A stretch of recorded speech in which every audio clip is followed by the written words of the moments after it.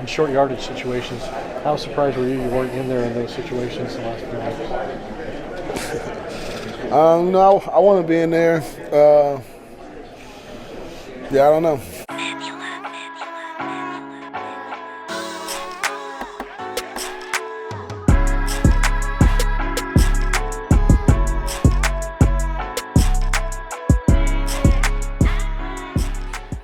Good people, it's your boy Mr. Rome, Cowboys fan talk, right back.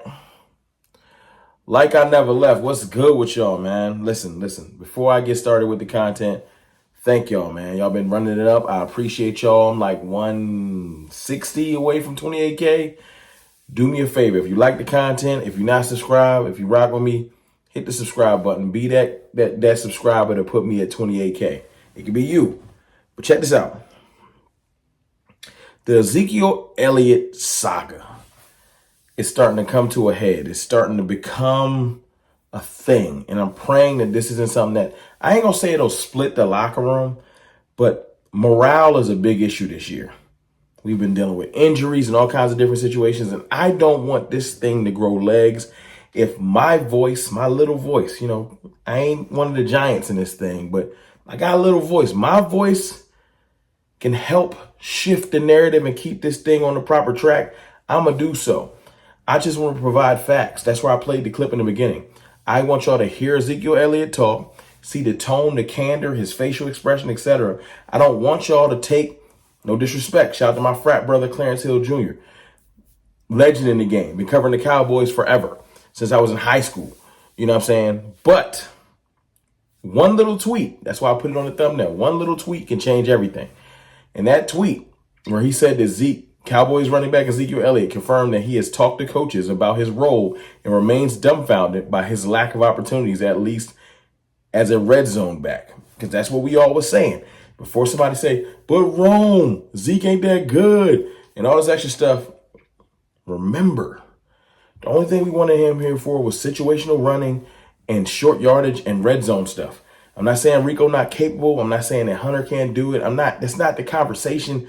That's something else. You can want to say that in the comments. That's on you. We talking about Zeke and why he was talked into coming here.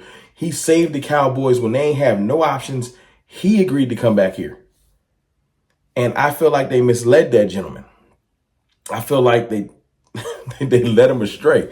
And, he looks distraught because he's like, I ain't even getting red zone opportunities. I feel like they told him, listen, you come back, short yardage stuff, it's going to be primarily Rico or another back, and you will be the change of pace back, the hard yards back, the short yardage this and that.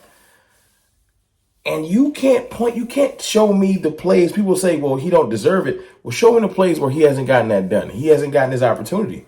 Hence the dumbfounded, right? And then you got Clarence Hill, who came back later for the record. This is what he said, for the record, before this gets turned into selfish narrative, because yes, that tweet is going to make people think that Zeke is being selfish, and he's not. He just want to clarify his role, man. Why am I here? He said, before this gets turned into a selfish narrative, Ezekiel Elliott simply answered questions he was asked. He was focused on keeping his head down and being a supportive teammate. Now, look, I'm going to play the clip. I want to play the clip for you. You listen to me, you listen to it, and you let me know how you feel, and we'll talk about it. One of the things you've always been exceptional at in your career is scoring in short yardage situations. How surprised were you weren't in there in those situations the last few weeks? No, I want to be in there. Yeah, I don't know. Have you asked for a more defined role? I've talked a little bit, but just kind of, letting it play itself out. Okay. This is something you haven't been used to for a long, long time. And you talk to other veterans and say, how do I handle that? Honestly, I've just been focused on, being a good teammate. I've been focusing on, continue to help lead this team. Not really so much making it about me, just, making it about this football team winning football games. Now, you done heard Zeke. You watch Zeke, maybe you rewound it once or twice just to look at his demeanor, look at his face. You tell me that's a selfish individual. You tell me that's somebody that's trying to derail the team. Hey, man, I'm just going to do what I need to do to help this team, focused on leading and being ready when my number's called. That's the type of attitude he's carrying. That's it. I know, look, y'all want to kick a man while he's down. He clearly is frustrated that he can't help this team. He's not being given the opportunity to help this team. And if you put Zeke on the market, y'all say, ain't nobody going to sign Zeke. Zeke mess around be wearing a Chiefs uniform, and then it ain't going to be funny. When the Chiefs figure out how to use him, it's going to be like, oh, what was we doing?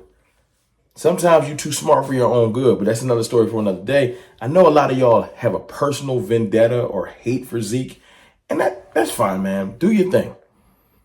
I just think if you find a way to use him, he can be an asset to this team. That's it. That's all I've been saying. But yeah, man, you bring him here, you bring Dalvin Cook here. Dalvin Cook probably dapped Zeke up. I mean, I feel you. Me too, man. Why are we here? And I know I hear everybody always say Dalvin Cook can be signed off the practice squad at any moment if another team wanted him. They're probably waiting for the Cowboys to cut him. They don't want to do anything. They don't want to fight with the Cowboys on contractual stuff. But that's just me. And I get it. Both of them is washed up. Then why are they here? That's not a question for me. That's not a question for CFT. Why did Jerry Jones, Stephen Jones, Will McClay, the Brain Trust, want to bring in both of them? Because listen, man, them 15 jerseys ain't moving that crazy. You ain't bringing them in here for that. Why are they here? Why is Dalvin here? I would love to somebody to explain it to me.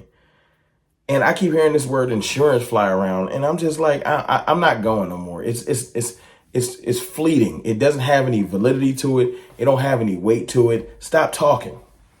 Stop talking.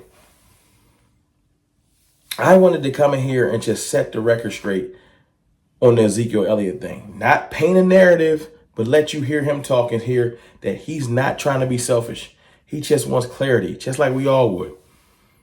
We all would. If you feel like you got misled, you be a man, a woman, you walk up to hey man, what's really the deal? What's really good? And let the person explain to you what's going on. And if they don't have a good explanation for you, then bounce. Now, I don't think Zeke is going to bounce on his team. He loved the Cowboys, and he got mad love for Dak Prescott and other players on his team. But I bet you in his heart of hearts, he's just like, man, I could help. I bet you Zeke's like, I wouldn't have fumbled on that goal line. And that's not no disrespect to Rico. That's just real. Give the man a legitimate shot in certain situations and see what he can do before you just write him off. Go back and look at his stats from last year. Ezekiel Elliott in a down year had more stats than a lot of these running backs that be getting touted. He had like 900 plus yards last year. Yeah, I know that don't even sound right. Because you're like, seriously? Yeah, man. Like 300 plus receiving, 600 rushing. He can still be effective in this league. If Kareem Hunt can crawl off the couch and get busy, Zeke can still bring some to the table. I'm not saying to bench Rico or not give him primarily the most of the carries. But Zeke is still useful. And that's just my opinion. Y'all can call me crazy if y'all want to. I'm used to that. Ain't no big deal to me. But I just want you to hear the man speak for himself. And I want to kind of set this record straight, man. Zeke is not selfish. He going to keep his head down and stay focused on winning. There's not an issue with the Cowboys. This is not about to go left. The national media is going to take it, which is why I made this video. So if you see the national media take it tomorrow and say, what's brewing in the Cowboys locker room?